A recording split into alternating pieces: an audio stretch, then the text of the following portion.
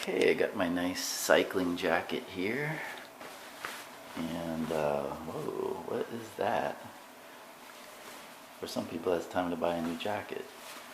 But, not so fast. I am going to patch it. Okay, so for this jacket, I'm going to use the Tenacious tape. And I've used it on another jacket before. I used the patches before. And that worked pretty well. This is an older jacket.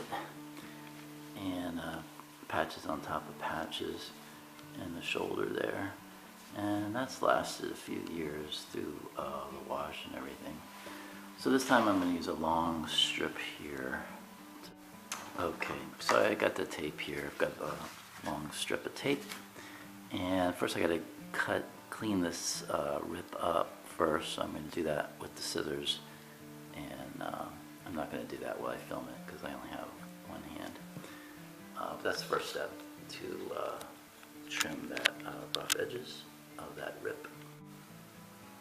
Okay, I've trimmed up the sides of this rip a little bit just to make the adhesion a little better. Now I'm going to lay out the tape.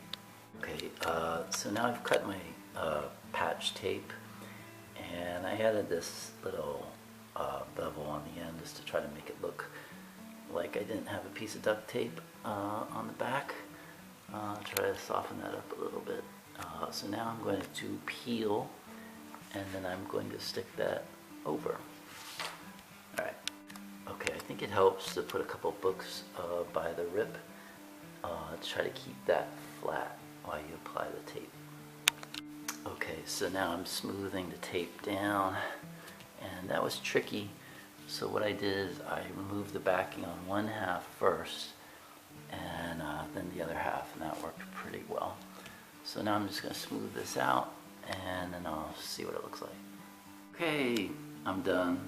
That didn't take long, and it does kind of look like I have a piece of tape on my back, but I've used this in the past. It stands up for a while. Well, I would say it's functional, and it's better than biking in a ripped jacket. Actually, I think it's kind of cool, but it's up to you if you want to try it. All right.